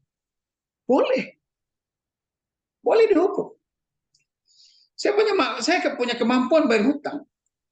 Bayar hutang itu wajib, tapi saya menunda-nunda atau mencari alasan supaya hutangnya nggak dibayar. Boleh nggak dihukum? Boleh. Maka takzir itu hukuman. Hukuman bagi dia berbentuk uang, tapi bedanya adalah uang yang kita bayar, yang saya bayarkan sebagai bentuk denda, itu tidak boleh masuk ke dalam pendapatan bank. Nggak boleh. Lalu kemana? Itulah dana-dana sosial. Kalau di bank yang kami awasi, itulah dana-dana nanti kepada sifatnya bantuan kepada masyarakat. Ya, boleh itu. Dan kita bisa telusuri dalil-dalil yang merupakan penguat dari takzir ini. Itu bisa dicek di dalam fatwa DSN. Lalu takwid. Takwid ini dari akar katanya sudah jelas, pengganti. Dan iwat kan. Apa maksudnya? Misalnya saya nggak mau bayar. Saya tinggal jauh dari lokasi bank tempat saya melakukan transaksi akad syariah. Lalu pegawai bank, dia harus mencari atau pergi ke tempat nasabah untuk memberikan peringatan. Dia dikasih takzir. Lalu apa ini takwid? Takwid ini adalah biaya yang dikeluarkan oleh bank karena kesalahan nasabah. Misalnya transportasi dia, makan orang yang pergi menelusuri nasabah yang nakal misalnya. Transportasinya misalnya. Yang mana ini diambil dari keuangan atau kas bank itu sendiri yang harus diganti oleh nasabah. Itulah yang disebut dengan takwid. Makanya takwid itu tidak ada ketetapan. Takwid itu berapa realnya? Realnya segini, 100.000, ya 100.000 itu. Tapi kalau takzir dia ditetapkan, kalau kelalaian dia berapa, ya segitu dibayar. Sehari segini, 2 hari segini, iya ditetapkan. Tapi kalau takwid enggak. Takwid itu harusnya kan orang tuh datang ke bank ya. Tapi karena di kelalaiannya kita jemput dia, butuh biaya, itu yang harus digantinya. Itu namanya takwid. Makanya masuknya ke dalam pendapatan bank. Kalau takzir enggak boleh. Kalau sempat takzir masuk ke dalam pendapatan bank, disitulah jatuhnya riba tadi. Nah, ya kan? Kan masuk ke dalam pendapatan. Enggak, antum tahu, kalau Anda pernah mengaudit bank konvensional, untuk takzir saja itu merupakan pemasukan bank yang sangat besar. Antum tahu berapa takzir setahun? Bank konvensional, bahkan sebelum bank ini pindah kepada bank syariah, untuk takzir mereka bisa mendapatkan sebulan itu sampai 35 juta. Takzir itu. Sehingga ketika dia sudah berubah menjadi bank syariah, nggak bisa lagi. Lalu 35 juta mau dikemanakan Ustaz katanya? Nggak bisa masuk ke dalam pendapatan bank, antum mau makan riba, enggak. Lalu gimana? Disitulah ada dana sosial. Nah, ketika kami menjadi dewan pengawas, di situ ada dana yang diperbantukan kepada anak yang kuliah ke Mesir, jadikan beasiswa, membantu fakir miskin. Kadang ketika Ramadan ada paket-paket Ramadan, itu jatuhnya kepada dana sosial. Jadi sebenarnya bukan pengganti nama dari konven kepada bahasa Arab, tidak. Nah, disitulah peran kita sebagai Dewan Pengawas, bagaimana memberikan pemahaman kepada nasabah dan memberikan pemahaman terutama sekali kepada SDM bank itu sendiri. Begitu, Pak Rahman. Oke, baik. Kita tanya kembali kepada teman-teman yang ada di Zoom. Apakah masih ada pertanyaan? Sebenarnya sudah cukup jelas apa yang disampaikan oleh Ustadz Okta. Mungkin kita akan mendengarkan closing statement Ustadz atau pesan Ustadz dari senior ke junior yang sedang belajar di Al-Azhar. Silahkan Ustadz, mungkin ada sepatah dua patah kata. Masya Allah. Tapi pertama terima kasih kepada adik-adik dan ahlan bagi adik-adik semua yang mau berdiskusi tentang perbankan syariah. Saya sangat open sekali. Nomor HP saya pun juga insya Allah silakan di-share kepada kawan-kawan. Silakan dijapri kalau ada yang mau bertanya, boleh ahlan.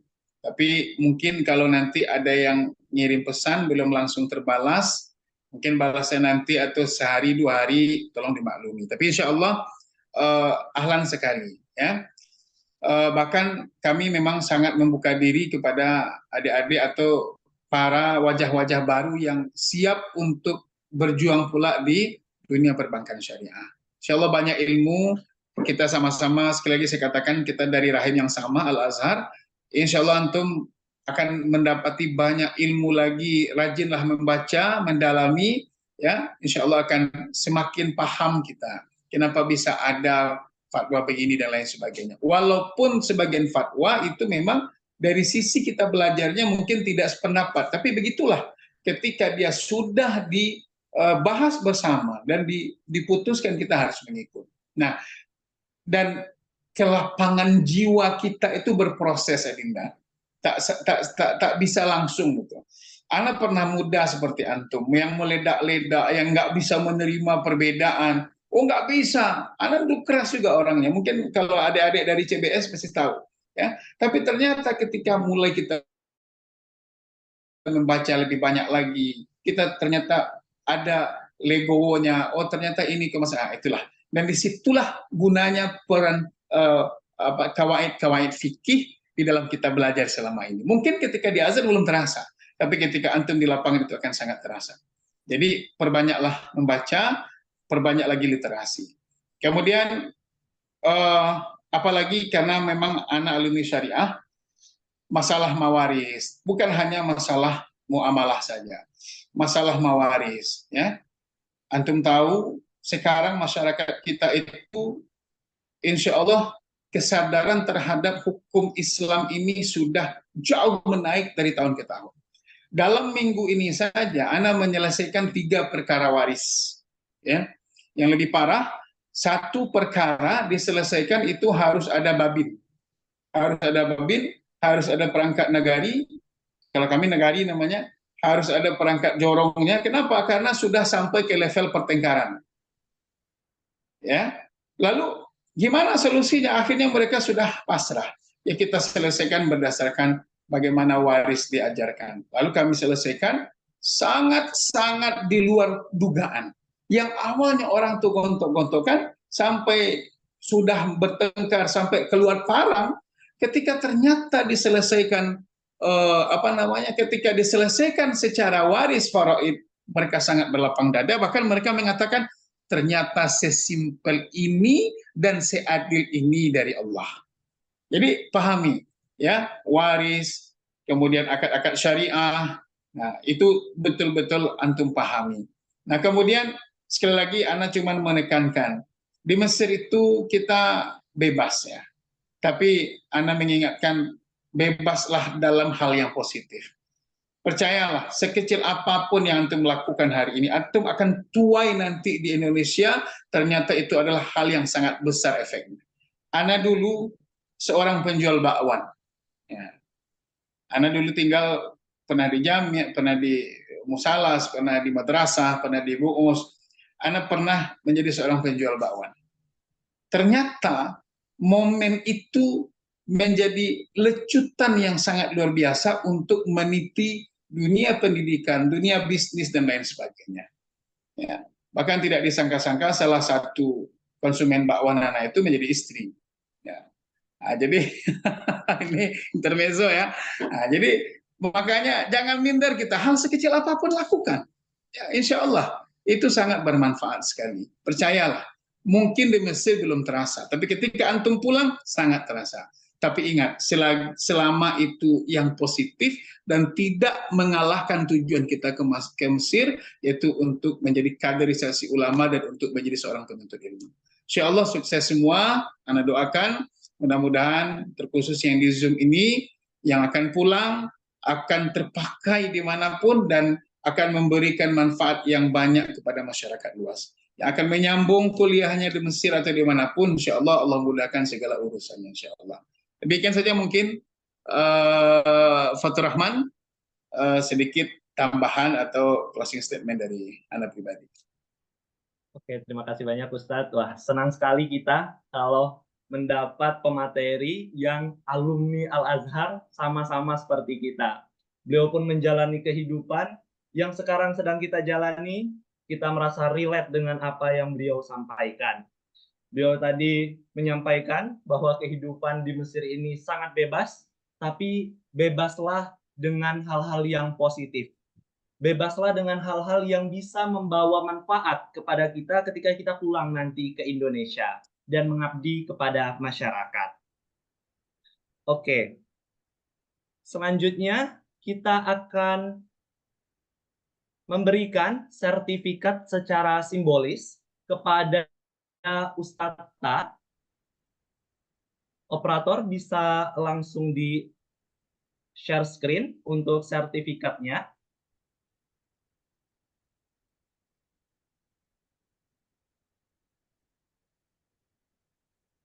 Oke, baik.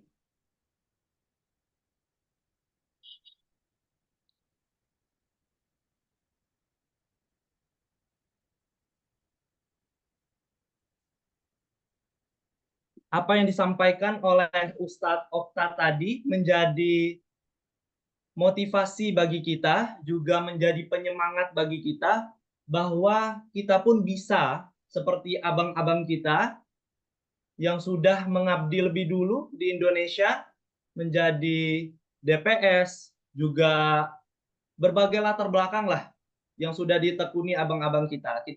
Tadi Ustadz Okta juga menyampaikan beliau terbuka untuk semua pertanyaan-pertanyaan yang mungkin masih ingin dikulik oleh teman-teman dari beliau. Beliau terbuka, beliau abang kita, jadi jangan sungkan-sungkan untuk bertanya kepada beliau.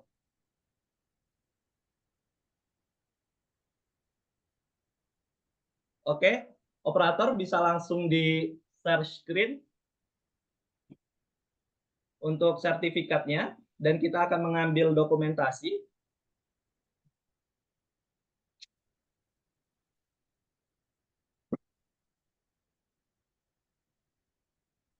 Oke, bisa langsung diambil dokumentasinya, dipimpin oleh operator.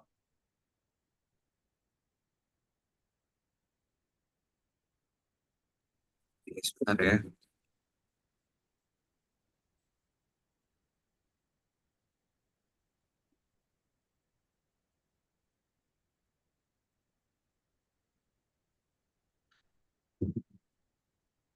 Oke, kita ambil dokumentasi.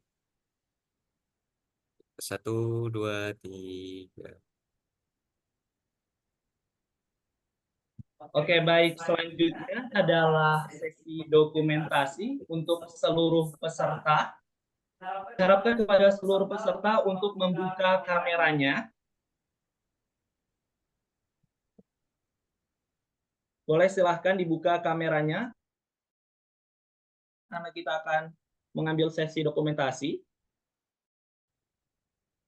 Silahkan operator dipimpin untuk pengambilan dokumentasi. Oke, yang di slide pertama bisa dinyalakan semua ini ya, kameranya.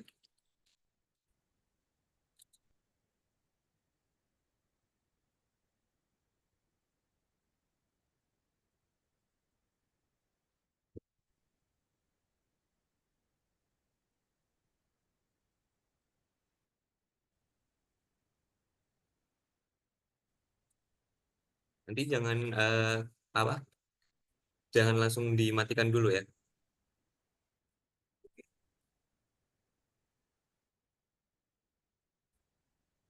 Ayo bisa dinyalakan dulu. Masih kurang yang bawah nih.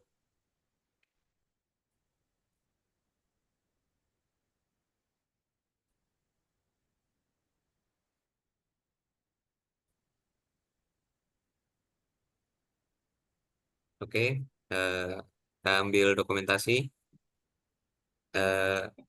Ya, 1, 2, 3.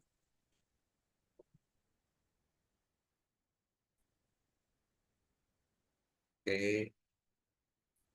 Oke, baik. Cakep ya, udah diambil dokumentasinya. Terima kasih banyak kami ucapkan kepada teman-teman semua, khususnya kepada Ustadz Okta, kami mengucapkan terima kasih banyak atas waktu dan kesempatannya. Senang sekali rasanya bisa mengobrol dengan abang sendiri. Dan kepada peserta yang hadir, kami himbau untuk mengisi daftar hadir dan feedback yang akan dibagikan oleh panitia sesaat setelah acara webinar ini selesai. Sebelum menutup Zoom ini, moderator ada pantun dulu nih untuk kita lebih cair lagi. Pertama, ada rihla ke piramida.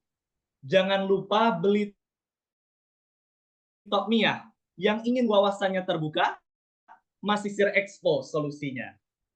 Nantikan acara webinar Masisir Expo selanjutnya, dan jangan lupa untuk hadir di acara Hari H Masisir Expo di tanggal 27 Juli 2024. Saya Fatur Rahman Lutfi, akhir kata mohon maaf dan undur diri. Sampai jumpa di rangkaian acara Masisir Expo selanjutnya. Wassalamualaikum warahmatullahi wabarakatuh. Waalaikumsalam warahmatullahi wabarakatuh.